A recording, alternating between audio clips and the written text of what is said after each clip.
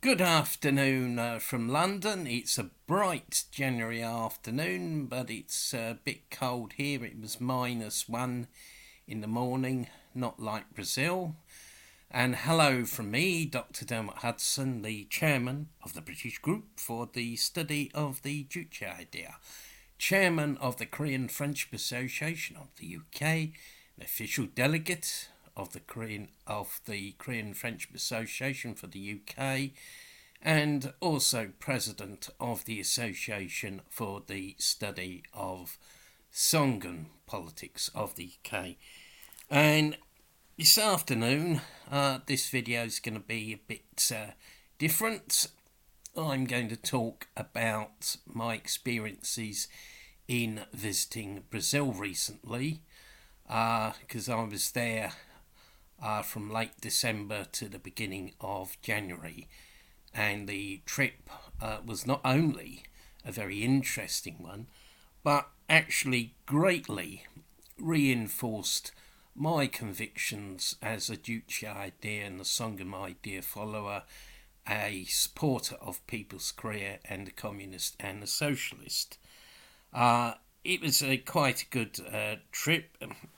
During the course of the trip, I was able to meet the excellent comrades of the Brazilian Centre for the Study of Songun Politics. I met their comrades from Sao Paulo, and I also met the head of the Brazilian Centre for the Study of Songun Politics and another comrade from the centre in Rio, where we had a very good talk. I was both very moved to receive excellent gifts from them, but also very moved when a comrade said that I was like a father to them. Really, I don't deserve such praise. I do not really do so much. My efforts are very humble and modest. I also had a meeting again in Rio de Janeiro with the head of the Korean Friendship Association of Brazil. Very interesting meeting. He briefed me on the work of the KFA in Brazil, and also on Brazil DPRK relations. KFA is expanding in Brazil. They've appointed a regional delegate for Minas Gerais state, and they're gaining new members all the time, as indeed are the Brazilian Centre for the Study of Songun Politics. Now, as I say, with Brazil DPRK relations, I learnt how the far-right fascist Bolsonaro regime attempted to break diplomatic relations with the DPRK, but this was unsuccessful. In fact, got blocked by a former president of Brazil. And, I think Brazilian people want to maintain a good relationship with the DPRK and deepen cooperation and exchange between Brazil and the DPRK. I think this is the genuine desire of the Brazilian people. I was also able to participate in an excellent online seminar organised by the Brazilian Centre for the Study of Songun Politics, which was organised via YouTube. I was very impressed by their techniques. We've got a bit of work to do to catch up with them, but we'll be implementing it over the coming year. Now, as to Brazil itself, I was actually quite shocked by the things I saw. Clearly poverty has worsened since my last visits in 2019 and 2016.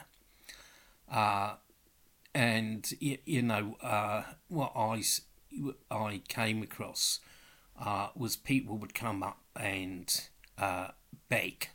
Now, because that exists in all capitalist countries, begging and homelessness are common to all capitalist countries. But there was a difference with London. People weren't simply asking for money. They would actually ask to be bought a meal because they were literally starving. And when I was in Rio, in the tourist area, I saw people who were clearly starving. There was no doubt about this. You couldn't dispute that. And the irony is that the Brazilian mainstream media, the capitalist media in Brazil, like O Globo, like to say that everyone in the DPRK is starving, and repeat this all the time. A bit like the old adage about if you say a lie enough times, people will believe it. Well, the Brazilian media and the media in the UK and US and other countries, all use this technique about the DPRK. But it was pointed out that Brazil has got a population of over 200 million. Its population is much greater than the DPRK, yet probably half the population of Brazil is starving. And I have visited the DPRK 18 times, never ever had a single person come up to me and beg to be bought a meal. Now that's a fact. Even in 1996, the year of one of the worst years of the arduous march and forced march in the DPRK, I did not see anyone starving. Did not have anyone beg me to be bought a meal, and my experiences are recounted in my book, The Famine That Never Was, and also in a number of other books that I have written. Look, the situation in Brazil is clearly quite dire. It's spiralling out of control. Prices are going up. Back in 2019, I bought a bag of coffee for I think about 10 real. That's Brazilian currency. When this time, the same bag of coffee was 16.66 reals, nearly 17 reals, 70% increase, absolutely dreadful. And of course, prices are, rising, not in Brazil and all the other capitalist countries, and it is only a socialist planned economy, where you can control prices, where there are no price rises, because you have a state price commission in the DPRK, and you have a socialist planned economy there. And indeed, someone in Brazil to me said, only the DPRK has a socialist planned economy.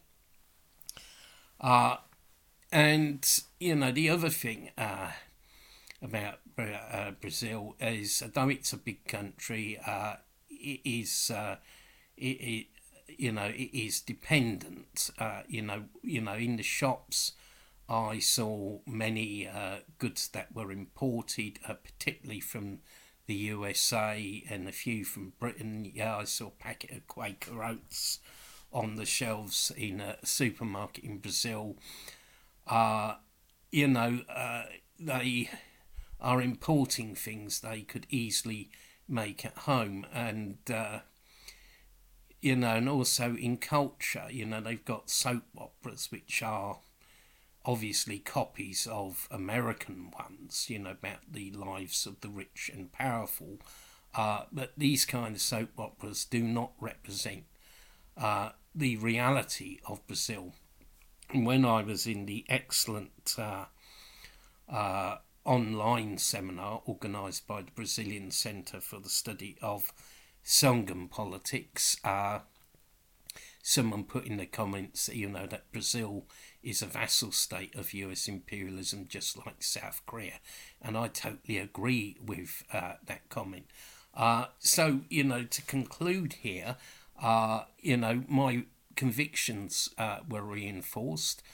Brazil needs Juche. The Brazilian people need to establish Juche. Brazil needs self-reliance. It needs socialism. It needs to be independent. It needs to shake off domination from US imperialism.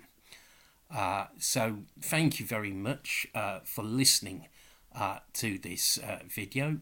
If you're not already signed up to the channel Songun 007, please consider subscribing. Also to our affiliated channel KFA UK. And I don't ask people for money or donations. I don't have a patron or anything like that.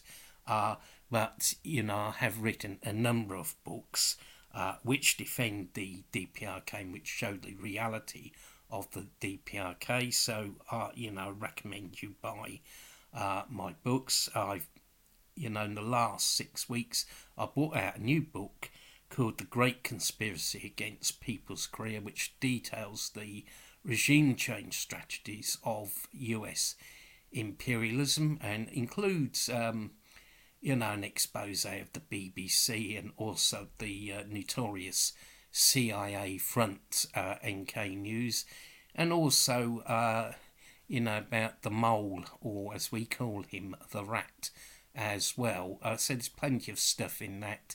And I would also recommend taking a look at the famine that never was, and also In Defence of Juche Korea. So thanks again for looking at this video. Thanks to all my subscribers for their excellent support, and hope to see you in one of our online events or one of our real life events. Goodbye and have a good day.